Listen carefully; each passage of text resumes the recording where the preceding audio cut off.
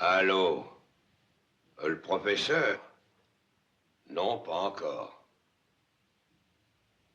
Oui? Ah? Oui? Bon, je vais lui dire, dès qu'il aura fini. Parmi les nouvelles espérances données à l'homme, la plus grande n'est-elle pas de retrouver une part de sa jeunesse physique? Cette espérance, l'hétérogreffe nous l'apporte. Mais l'hétérogreffe, c'est-à-dire la transplantation sur un être humain de tissus vivants ou d'organes prélevés chez un autre, n'était possible jusqu'ici que lorsqu'on se trouvait en présence de deux individus présentant une parfaite identité biologique. Il s'agit donc pour nous de modifier biologiquement la nature de l'organisme destiné à recevoir des tissus vivants étrangers. Une de nos méthodes consiste à détruire, au moyen de fortes radiations de rayons X, les anticorps qui font obstacle à l'hétérogreffe. Seulement ces radiations doivent pour cela être portées à une intensité telle que l'être humain n'y survit pas. On pratique alors l'exsanguination. On vide de son sang jusqu'à la dernière goutte le sujet irradié.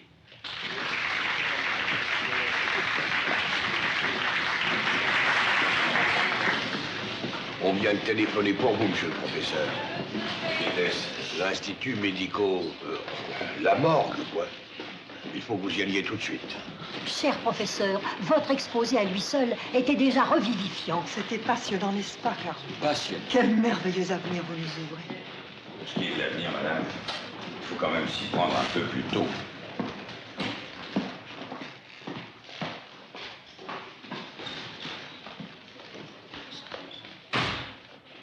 Comme il a changé depuis la disparition de sa fille, il vous a de ces réflexions bizarres.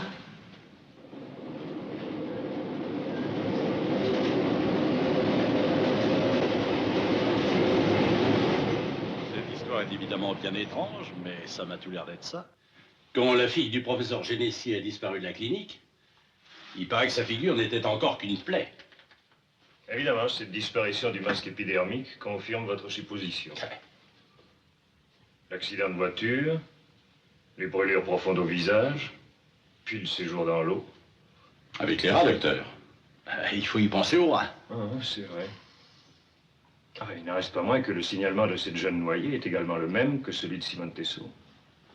À tout hasard, j'ai convoqué M. Tessot, son père. De plus, tout n'est pas parfaitement clair. Moi, ce qui me semble curieux, c'est qu'on les repêchait complètement nus, sous un manteau d'homme. On ne voit pas en effet pourquoi la fille du professeur, désespérée d'être défigurée par un accident de voiture et voulant se noyer, aurait éprouvé en plein hiver le besoin de se déshabiller avant de se jeter à l'eau. Puis cette énorme plaie à la place du visage, c'est singulier. Les bords sont aussi nets que si l'on s'était servi d'un scalpel.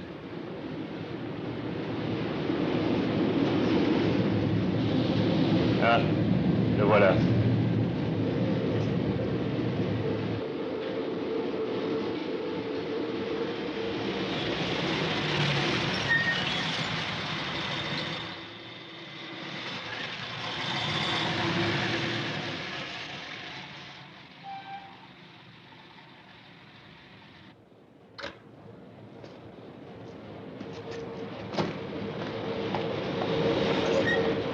Docteur L'Herminier, inspecteur Parot du service des recherches dans l'intérêt des familles.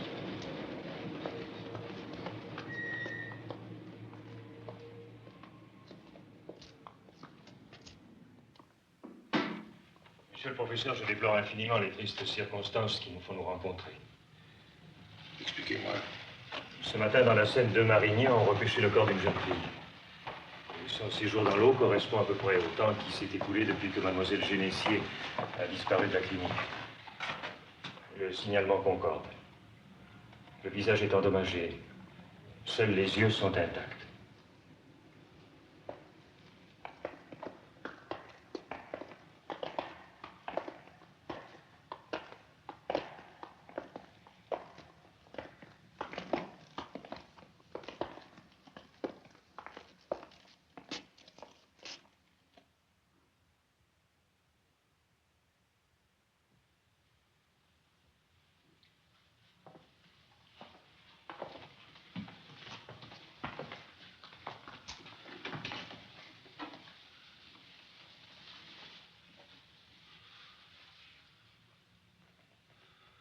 C'est bien elle. Christiane.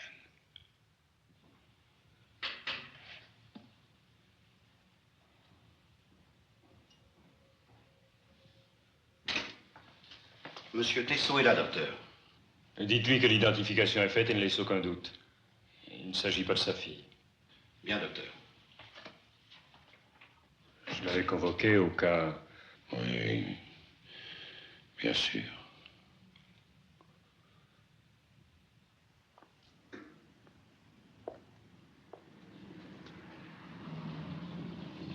Monsieur le professeur, excusez-moi, Henri Tessot. Oui, je suis venu aussi au sujet de ma fille. Et le gardien m'a dit que c'était la vôtre. Est-ce que vous êtes certain, monsieur le professeur? Très certain. Hélas, monsieur, trop certain. Oh, ça m'a donné un tel coup tout à l'heure quand ils m'ont téléphoné. J'ai cru devenir fou. Mais oui, 10 jours, monsieur, qu'on n'a pas vu Simone. Il faut qu'il lui soit arrivé quelque chose, hein? Je trouve curieux, monsieur, que ce soit moi qui dois vous réconforter. Après tout, vous, il vous reste un espoir.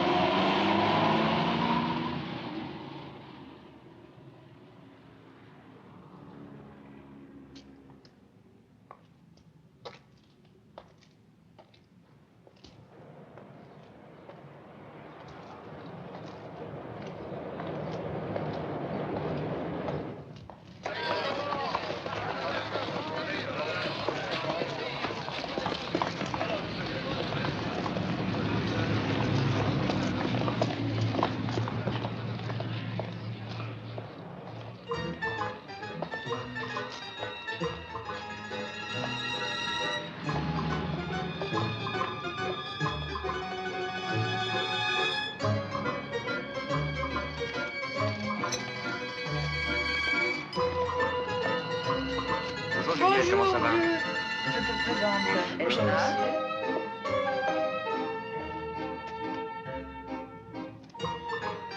Au revoir. Bon, alors salut. Au revoir, Juliette. Allez, au revoir. Au revoir. Si elle est très ennuyée, elle cherche une chambre. Trouve.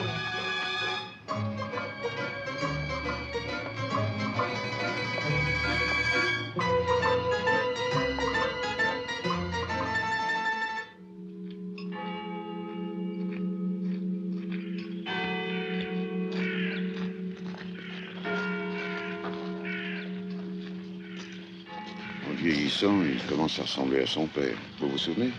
Le vieux Genesier, le notaire, n'était pas maigre non plus. Lui, il n'a vraiment pas de veine, en tout cas. Sa femme qu'il a perdue il y a 4 ans. Sa fille, maintenant. On dirait Paris, la gloire, la fortune. Eh ben, total.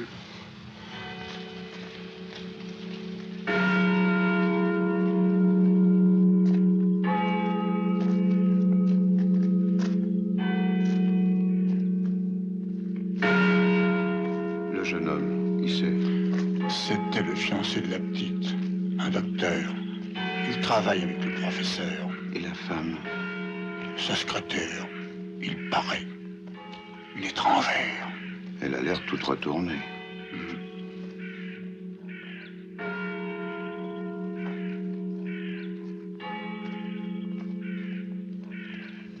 Vous rentrez chez vous, mon petit. Au revoir, monsieur. Au revoir. Au revoir.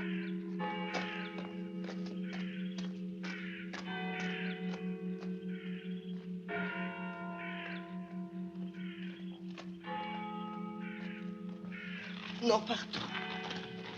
J'aime l'ordre.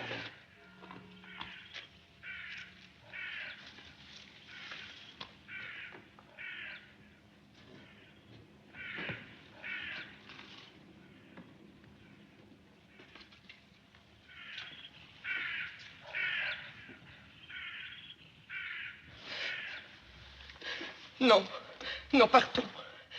Je n'en peux plus.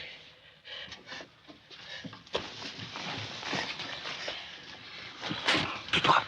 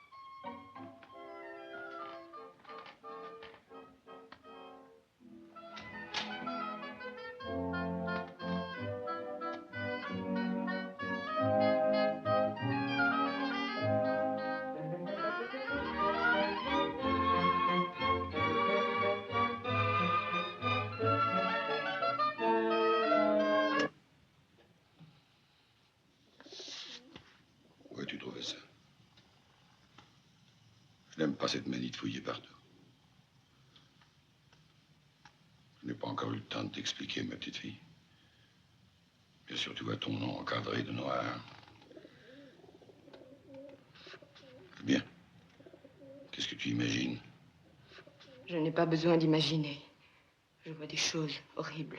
Je les vis. Qu'est-ce que tu as encore fait? Ce qu'il fallait faire. Pour ton bien. Toujours pour ton bien, Christiane. Se faire part, c'est une simple substitution de nom.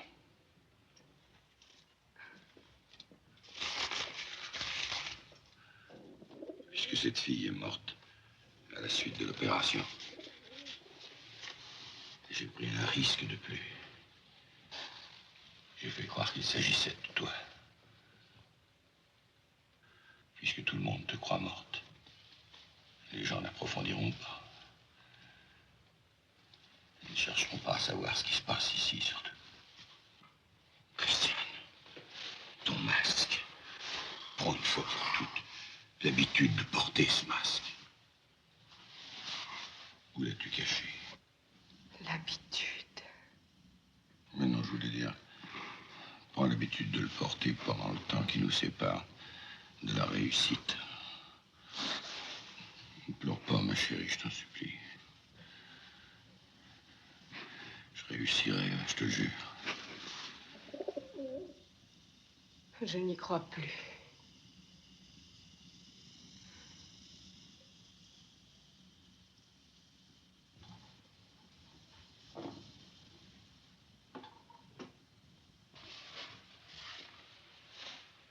Tu n'as aucune raison de douter de moi.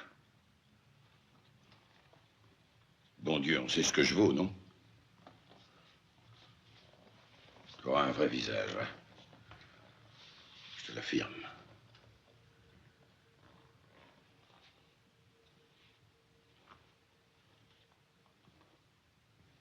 On m'a enlevé les miroirs. Mais il y a les vitres qui me reflètent quand la fenêtre est ouverte. Il y a tout ce qui brille. La lame des couteaux. Le bois verni. Ma tête me fait peur.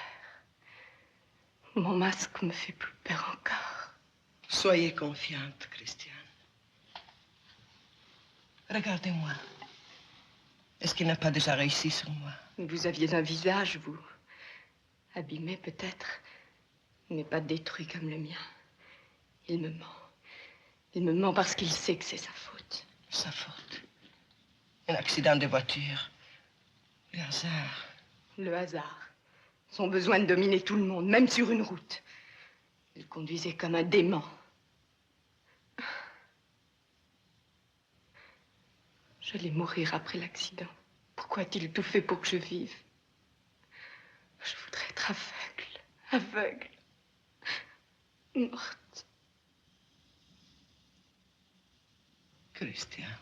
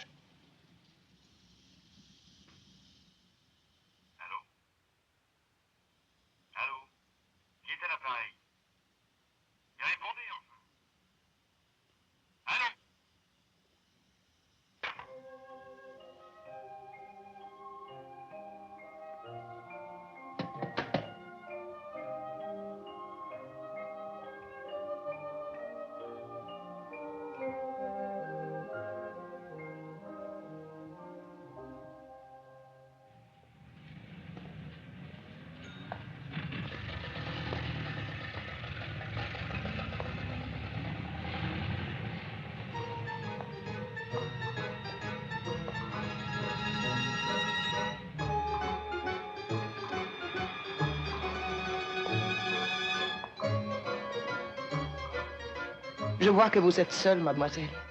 Si vous voulez profiter de ce billet, une amie devait venir avec moi, mais elle n'est pas là. Mais avec plaisir, madame.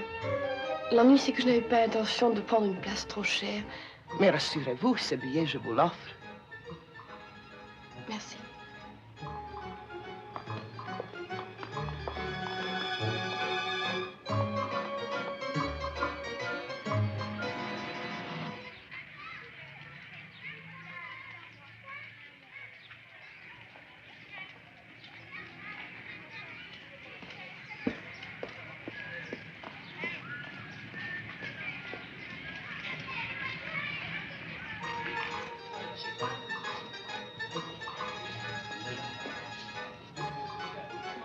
Excusez-moi, je suis en retard. Le cours a fini après l'heure. Ça ne fait rien. J'étais seulement impatient de vous apprendre la bonne nouvelle. La chambre que vous cherchiez. Ça y est, je l'ai. Pas possible. Comme je suis contente. Mais comment vous remercier? Vous me remercierez quand vous aurez vu la chambre. Je crois qu'elle vous plaira. Quel quartier? Un très joli quartier. Madame Désir?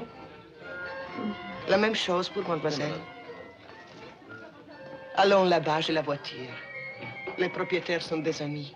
Vous verrez que c'est plein d'arbres.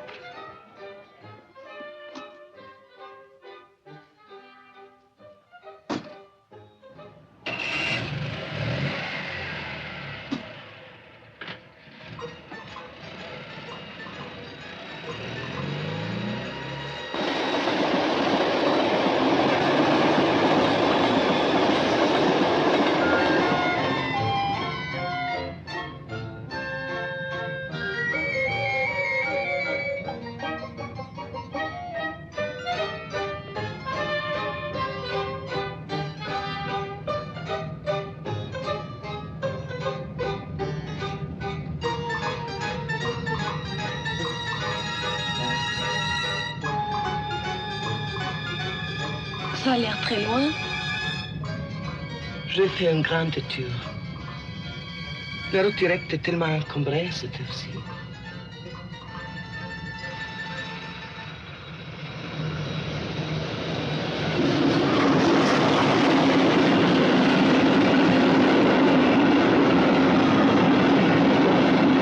Et voici le train qui vous amènera tous les jours à Paris.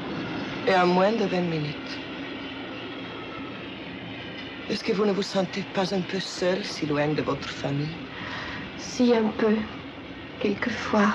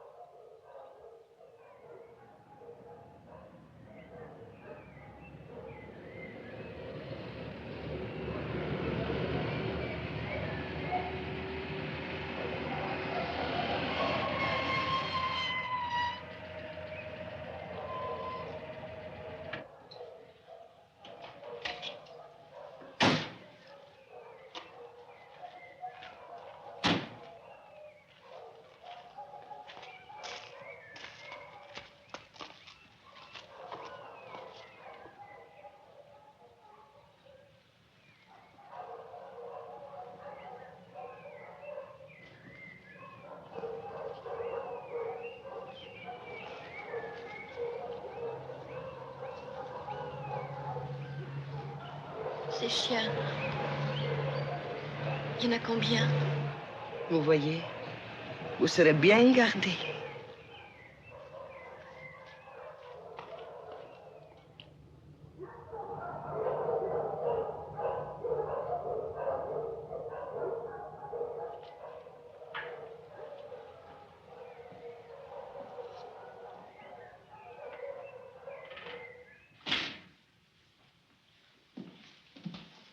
Mademoiselle Edna Gruber, Monsieur Dormeil. Heureux de vous rencontrer, mademoiselle. Un peu de Porto pour vous remettre de ce petit voyage. Non, merci, monsieur. Je ne voudrais pas trop m'attarder. Bon, voyons. Nous ne sommes pas si pressés.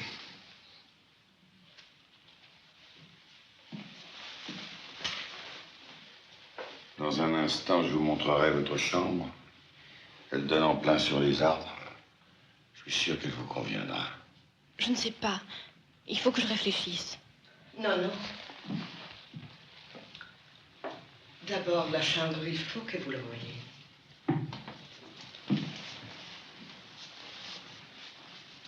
Évidemment, la nuit, on ne se rend pas très bien compte. Ce n'est pas ça, madame, mais la banlieue, vous comprenez, c'est pas très commode pour moi. Comment ça, mais si. La banlieue, c'est très commode. Très commode. Peut-être bien après tout, mais je ne voudrais pas rentrer trop tard à Paris ce soir. J'ai rendez-vous avec une amie. Je vous dirai demain. Demain, il sera trop tard, mon petit.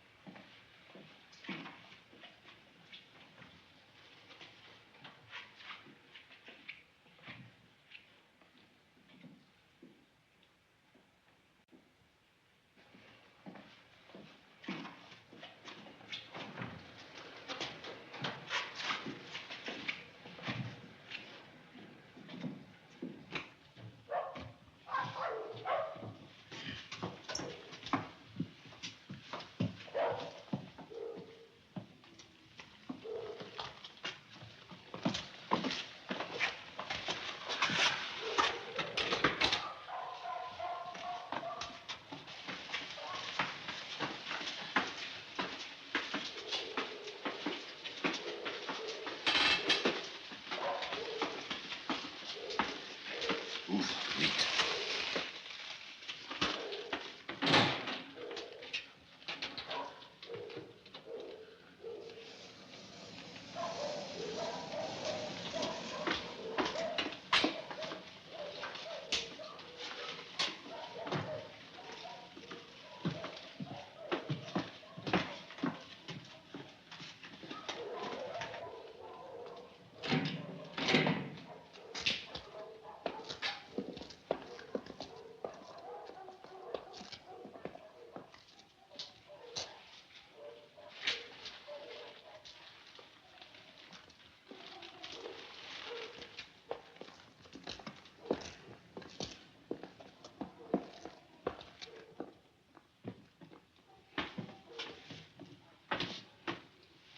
Je commencerai après le dîner. Mais cette fois, il faut que je prélève un greffon plus large. D'une seule pièce. Et sans coupure.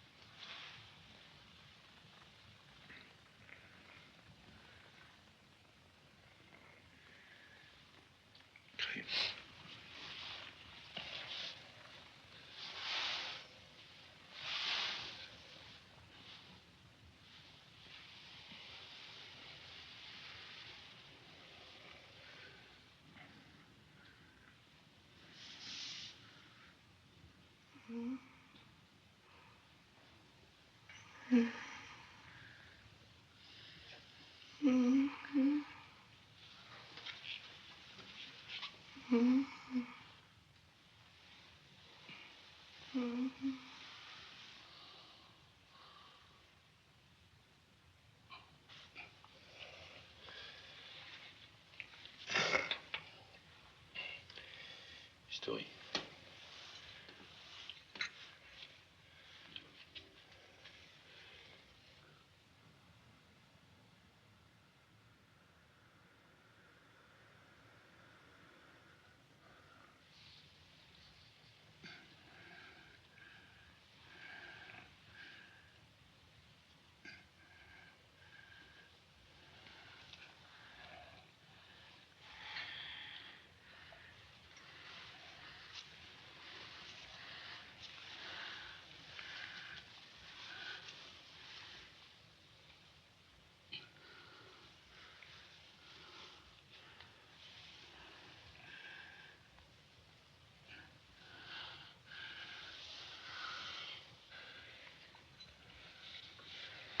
Sûr.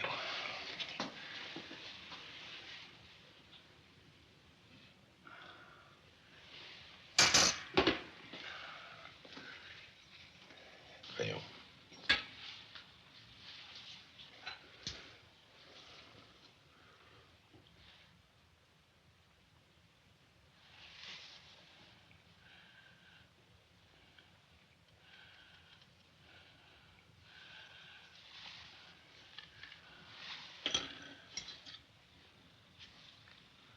Bistouri.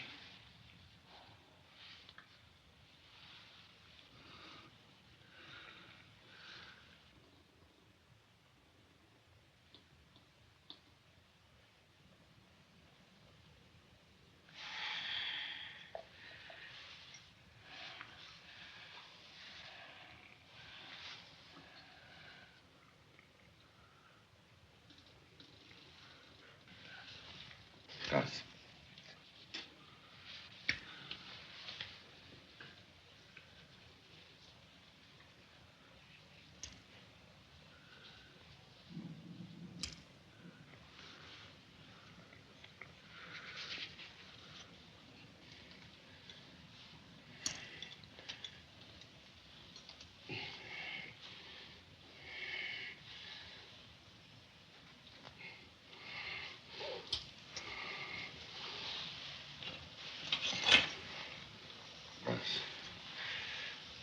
Grâce.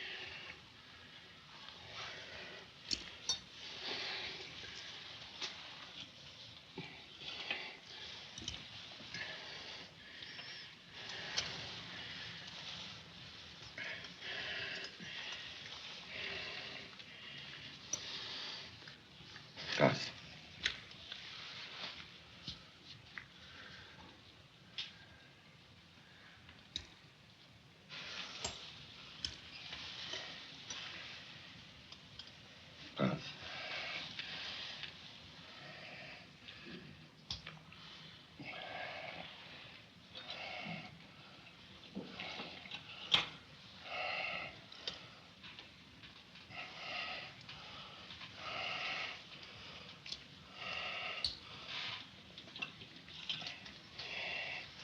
Grâce.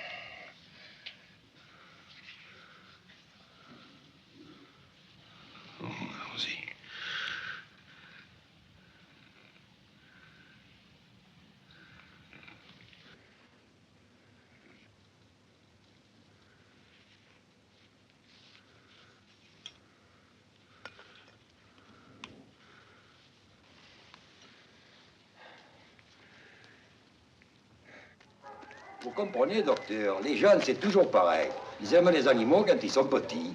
Après, quand ils sont grands, ils mangent trop. Alors on les abandonne en forêt. Moi, j'estime qu'on ne doit jamais faire les choses à moitié.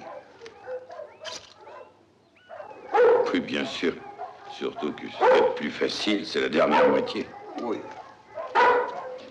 Allez.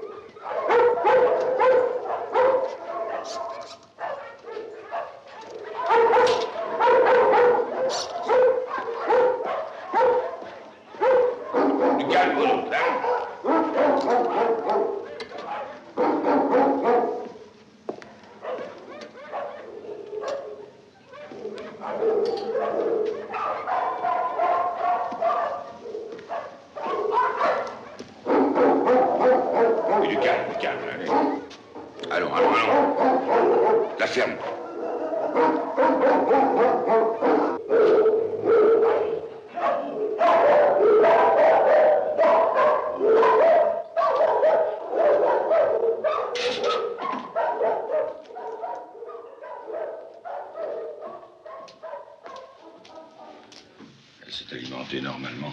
Elle a très bien mangé. Il était temps, elle dépérissait. Elle est heureuse cette fois. Elle a confiance. Enfin. Je lui ai fait voir que ça se cicatrise bien cette fois.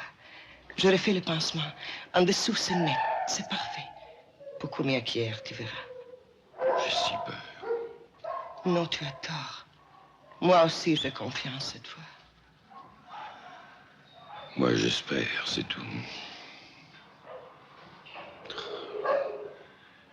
Une réussite comme celle-là, bon Dieu, ça n'aurait pas de prix.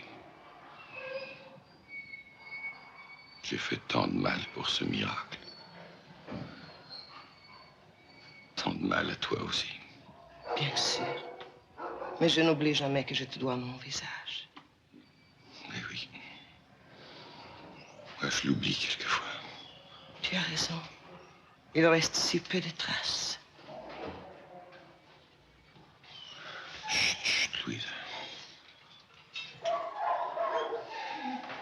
Pour Edna, qu'as-tu décidé?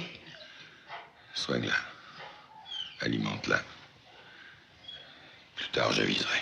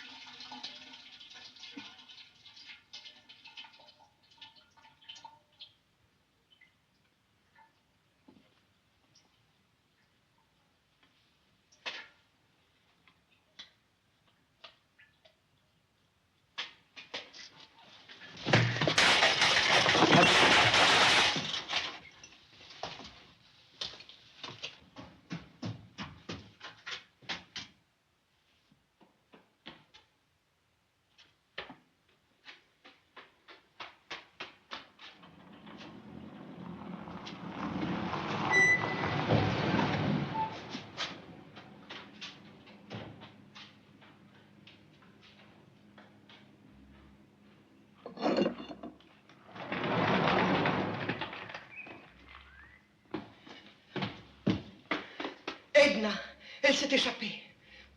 Par là.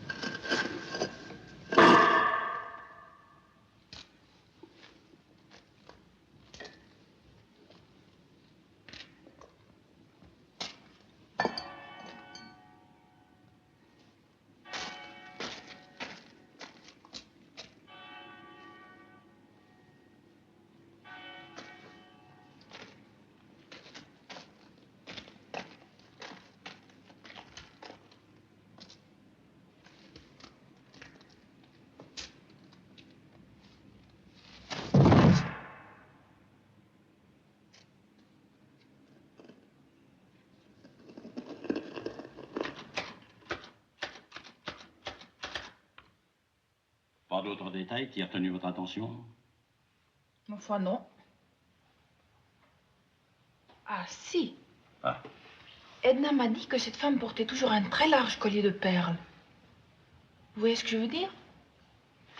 Un collier très haut, très serré.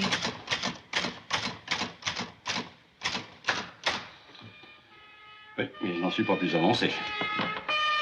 Bon, merci. Si vous voulez signer.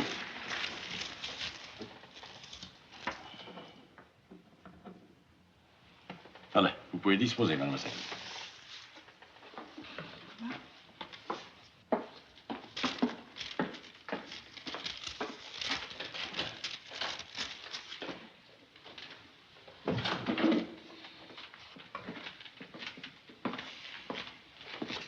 Jolie fille, hein? Et toujours la série des filles aux yeux bleus. Toujours. Et toutes des étudiantes, même âge, même genre de beauté. Et toutes disparues mystérieusement. Et celle-là, c'est une Suisse, alors tu imagines l'ambassade, les coups de téléphone. Oh, ouais. Dites-moi, puisqu'on est dans les séries des filles aux yeux bleus, la mienne, la petite, là, qu'est-ce que je fais d'elle? Bon, elle a fauché un truc dans un magasin. Oh, bah, passe-lui un savon et laisse-la filer. Bon. Prends quand même son adresse. Ça peut servir.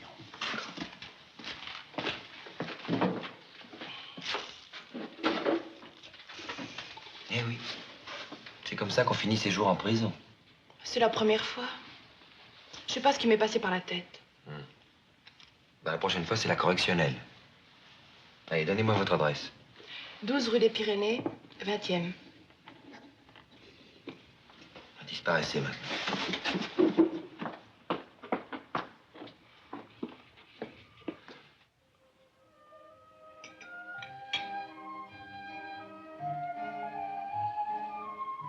J'étais sûr de réussir.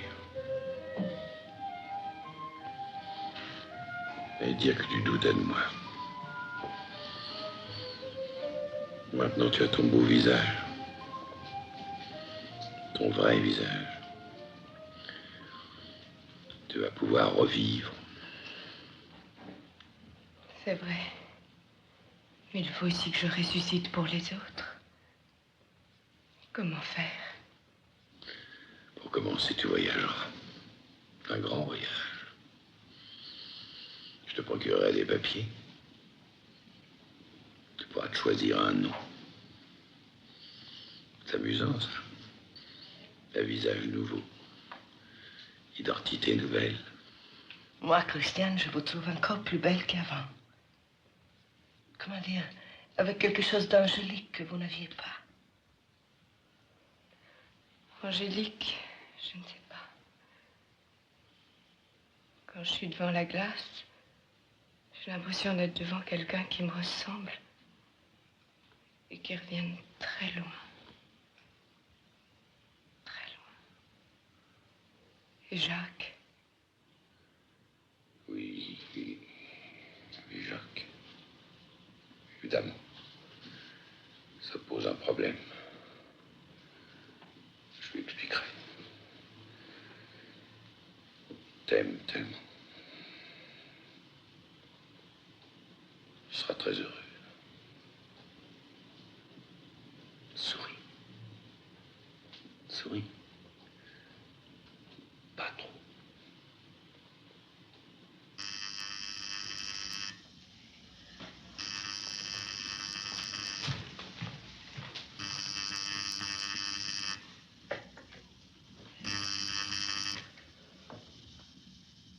Allô, oui. Ah bon. Faites-lui un pain total. J'arrive tout de suite. Encore une urgence. Vous m'accompagnez. Je suis désolé, ma chérie.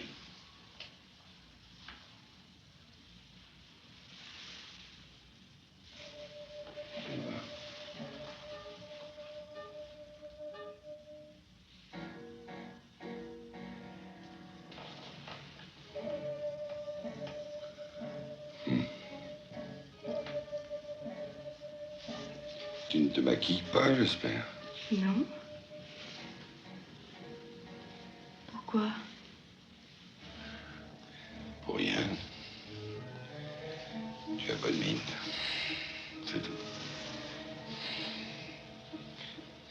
chérie.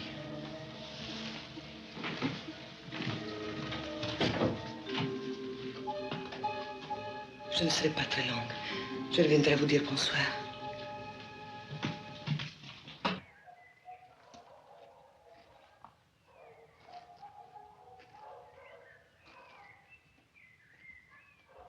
Tu semblais inquiet en l'examinant. Inquiet. Tu as trop d'imagination.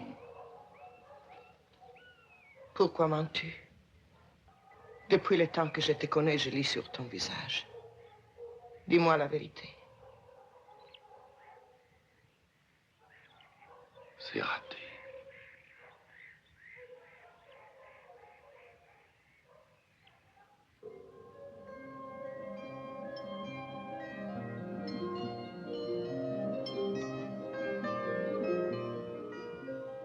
« 15 février, 20 février. Une semaine après la cicatrisation, quelques taches de pigmentation apparaissent. Plus tard, la palpation révèle de petits nodules sous-cutanés. Le 12e jour, la nécrose du greffon hétéroplastique est patente. 20e jour, les premières ulcérations se produisent accompagnées d'un décollement du derme et de signes d'infection. Le greffon nécrosé doit être retiré.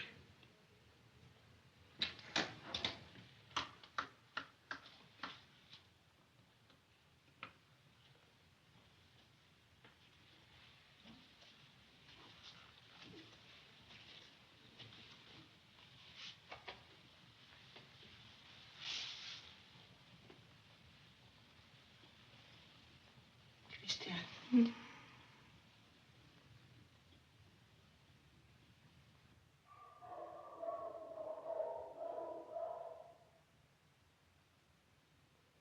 Avec le premier chien venu, tout est possible. Ah, voilà. Il faut se contenter de cette chiennerie.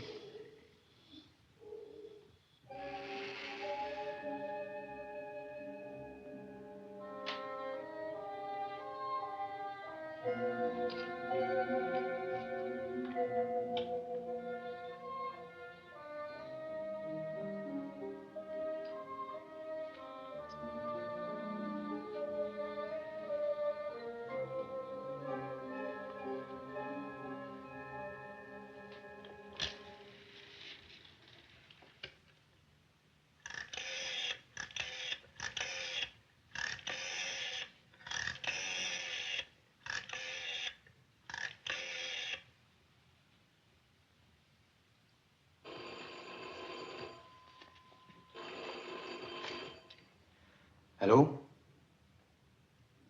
Allô? Allô, j'écoute. Mais parlez. Ah, que c'est agaçant. Mais répondez donc. Jacques.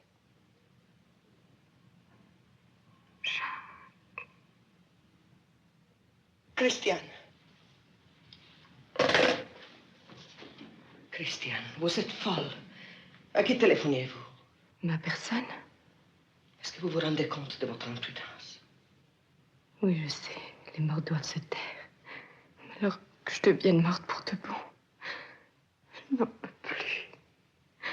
Ne plus oser se regarder. Ne plus oser porter la main sur son visage. Avoir peur d'y sentir les sillons, les crevasses. Cette peau comme de la peau de ruche. Calmez-vous, mon petit. Faites-lui confiance. Il va réussir, j'en suis sûre. Vous mentez. Il ne réussira jamais, je le sais. Il continuera sur moi ses expériences comme sur ses chiens. Un cobaye humain. Quelle aubaine pour lui. Vous n'avez pas le droit de dire cela. Je veux mourir. Je vous en supplie. En bas, il y a des ampoules. Ces piqûres qu'on fait aux chiens quand tout a raté. Par pitié. Christiane, taisez-vous. Il faut me tuer. Je n'en peux plus. Non.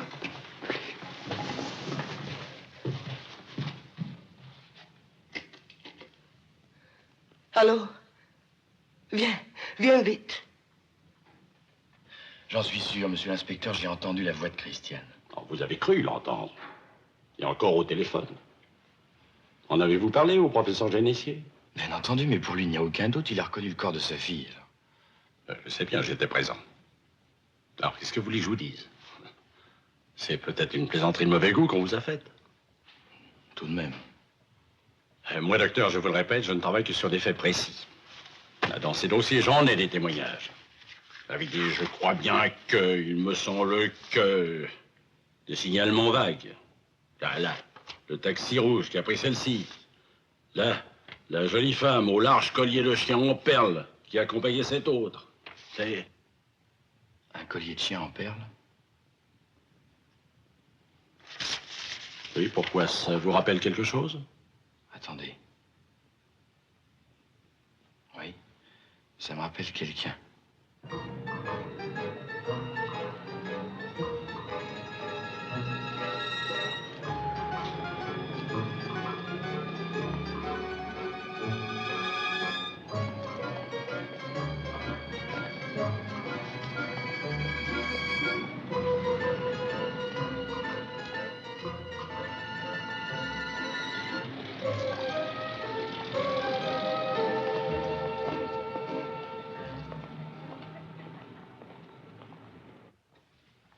Vous m'aviez pourtant dit l'autre jour que tout était fini. Je l'espérais, mademoiselle Paulette Mérodon. Mais l'affaire a suivi la filière. On m'a trouvé trop indulgent. Alors, si je comprends bien, je suis fichu. C'est la prison. Le tribunal, d'abord. Le tribunal? Eh ben, tel que je les connais, mes parents, ils s'en remettront pas. Je pense à une chose. Il y aurait peut-être quand même un moyen d'éviter tout ça, mais... Évidemment, ça exigerait beaucoup de discrétion et un peu d'intelligence. Oh, avec moi, pour la discrétion, vous n'avez rien à craindre. Et pour l'intelligence... Enfin, si c'est pas trop compliqué. Non, vous allez voir. Il s'agit simplement d'un petit service à nous rendre. Qu'est-ce qu'il faudrait que je fasse? Vous faire décolorer, pour commencer. Vous dites ça pour rire. Non, ce n'est pas le genre de la maison. Il faut que vous soyez plus blonde, beaucoup plus blonde. Ça, je sais pas si ça m'ira. Aucune importance. Ensuite, vous irez chez un médecin qui vous fera hospitaliser dans une clinique. Mais je suis pas malade. Vous direz quand même que vous l'êtes. Pour les détails, tu vas la mettre au courant. À la clinique, vous vous plaindrez de maux de tête. D'ailleurs, je vais vous noter tout ça par écrit. Je vais vous donner un mot pour le docteur Glaise. Le docteur Glaise. Qui vous remettra une lettre pour le docteur Génessier. Allô, docteur Jacques Vernon? Oui, c'est moi. Ah, bonjour, monsieur. Comment dites-vous? Attendez, je note. Paulette.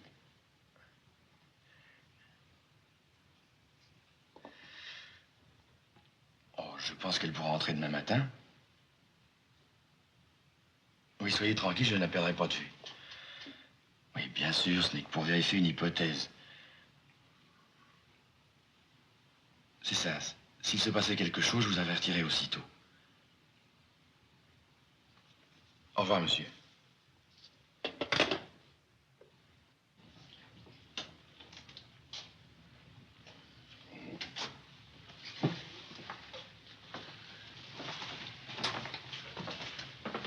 Eh bien, oui, ça s'arrange. Très bien, docteur.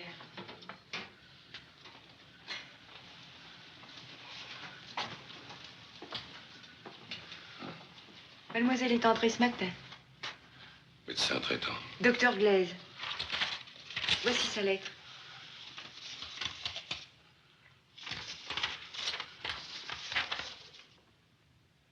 Vous souffrez beaucoup? Oui. Enfin, par moment. Faites-lui faire un fond d'œil et un électroencéphalogramme dans la journée. Docteur, on va me tendre? Non. J'espère que non. Ce serait dommage.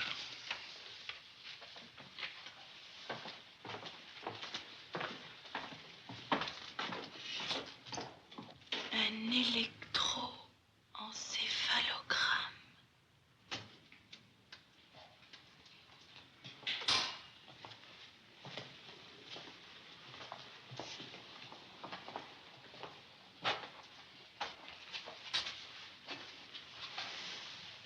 Je mon vieux. Tu n'as pas peur, hein? Nous sommes des amis. Chut, touche pas trop fort. Tu vas me dire combien j'ai de doigts? Hein? Combien?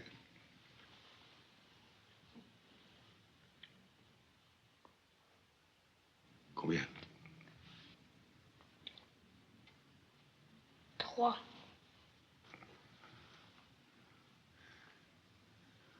Et cette fois, combien? 3. Non. 2.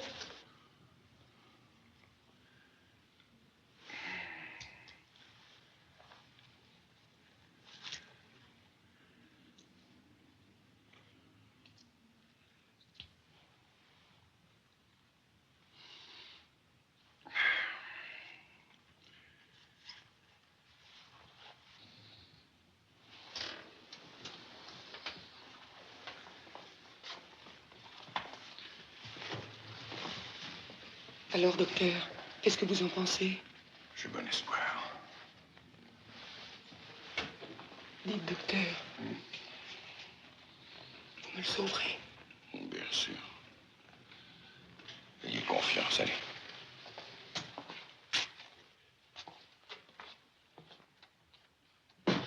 Votre pronostic? Et le vôtre? Nous sommes d'accord.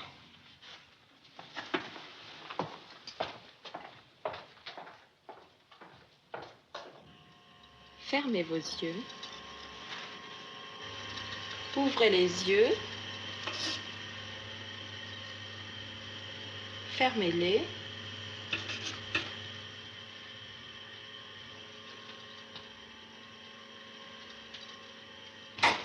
C'est terminé, vous pouvez ouvrir les yeux. Je vais vous faire la stimulation électrique. Ça me fait pas mal. Ne bougez pas votre tête, ne bougez pas.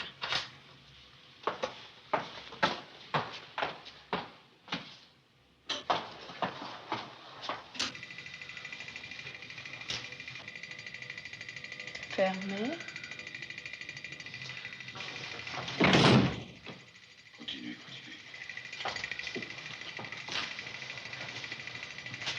Ouvrez les yeux. Fermez. Ouvrez. Fermez. Ouvrez les yeux. Fermez-les.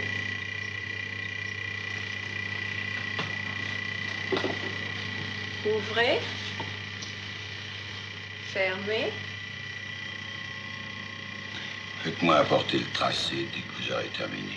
Bien, monsieur. Ouvrez vos yeux. Fermez-les. Voilà. Rien de suspect chez la petite Paulette Miroudon.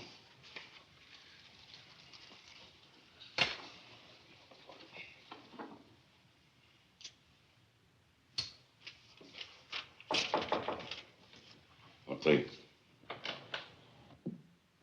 Monsieur, le 15 a une hémorragie. Allez donc voir ça, Jacques. Bien, monsieur.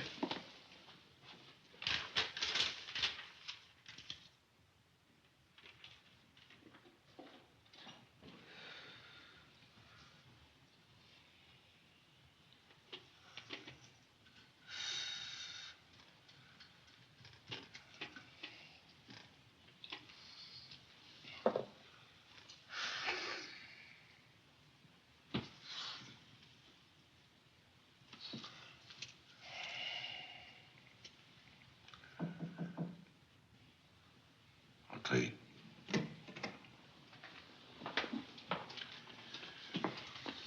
Voici le tracé, monsieur. Bon. Au qu'une altération dans le tracé, ça. Faites-la sortir ce soir. Ça nous libérera un lit. Nous risquons une urgence cette nuit. Bien, monsieur.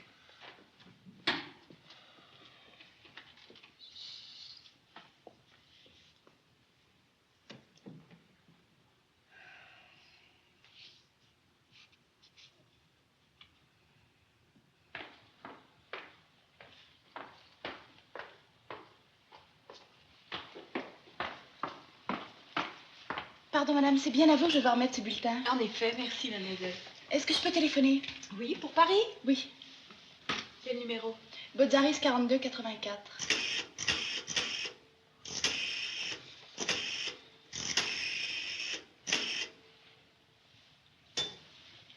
Merci. Allô, maman? C'est Paulette. Non, non, tout va bien. J'arrive. À tout de suite. Merci. Combien je dois? Oh, rien du tout. S'il vous plaît, qu'est-ce qu'il y a comme moyen de transport pour aller à Paris? Ah, vous avez l'autobus à gauche en sortant au rond-point. Un petit quart d'heure à pied. Merci, madame.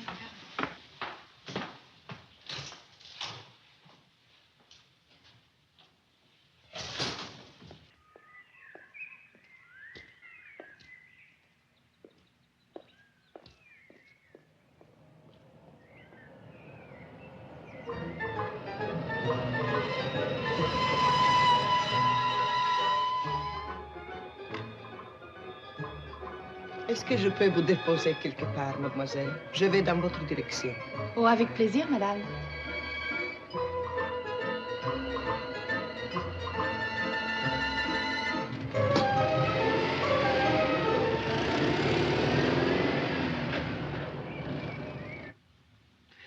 Allô, inspecteur Parot?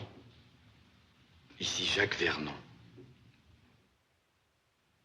Comment, docteur? Elle est déjà partie? Eh bien, ça ne traîne pas dans votre clinique. En tout cas, on ne peut pas dire qu'on les séquestre. Vous, qu'est-ce que je vous disais? Nous allons quand même nous assurer qu'elle est bien rentrée chez elle. Je vous remercie de nous avoir avertis. Au revoir, docteur.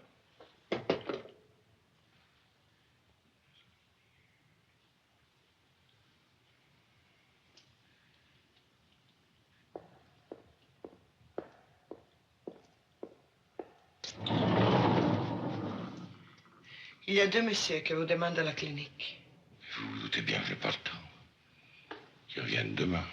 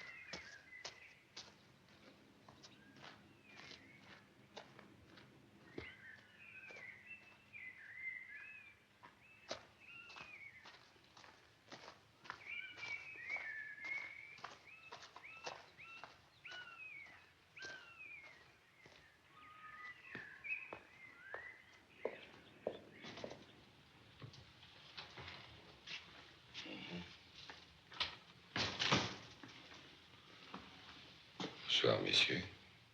Bonsoir, monsieur le professeur. Nous sommes désolés de vous déranger à une heure pareille. Nous voudrions savoir si mademoiselle Paulette Méroudon a bien quitté la clinique ce soir. Comment saviez-vous qu'elle devait sortir aujourd'hui? Ah ben, elle a téléphoné cet après-midi à sa mère pour lui annoncer son retour. Là-dessus, elle n'est pas rentrée chez elle. Alors... Alors nous nous sommes permis de venir vérifier. Oui. La vérification est très facile.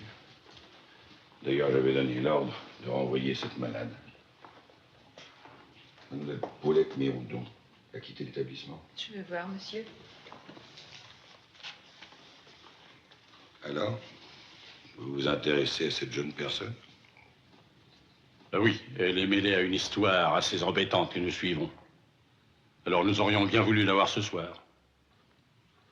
J'ai malheureusement l'impression que vous vous y prenez un peu tard. Paulette Méroudon, voilà. D'ailleurs, ça me revient, une jeune fille avec les yeux clairs. Elle a donné un coup de téléphone d'ici. Et je lui ai dit où il fallait aller prendre l'autobus. Vous voyez, j'en bête. Mais une fois franchi cette porte, mes balades ne m'appartiennent plus. Oui, oui, bien sûr, monsieur le professeur, je comprends ça. Eh bien alors, encore toutes nos excuses pour ce dérangement. Je vous en prie, messieurs.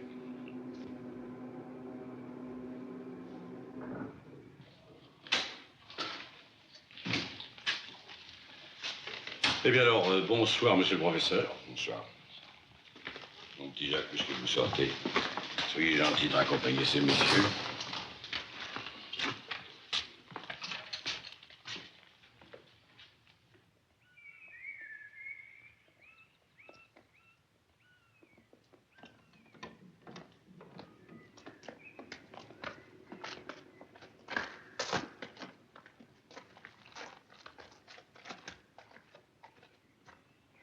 Messieurs, je m'en veux de vous avoir donné inutilement tout ce travail. Bon, ça n'a pas d'importance, docteur. Les fausses pistes, vous savez, on en a l'habitude. Ah oui, ça. Et puis, je me mets à votre place. On se fait un tas d'idées. Oui. Toutes ces coïncidences. Je voulais en avoir le cœur net. Eh ben, ça y est, nous en avons le cœur net.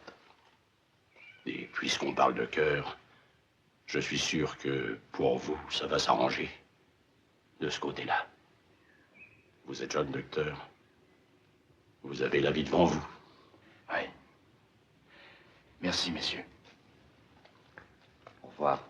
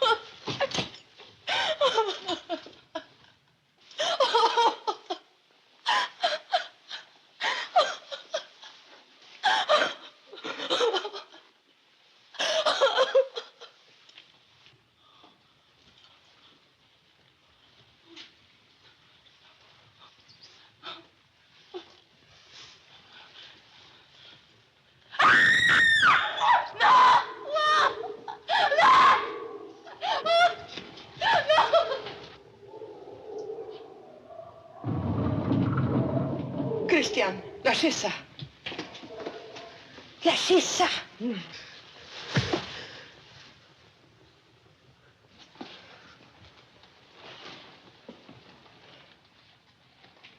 Pourquoi ça?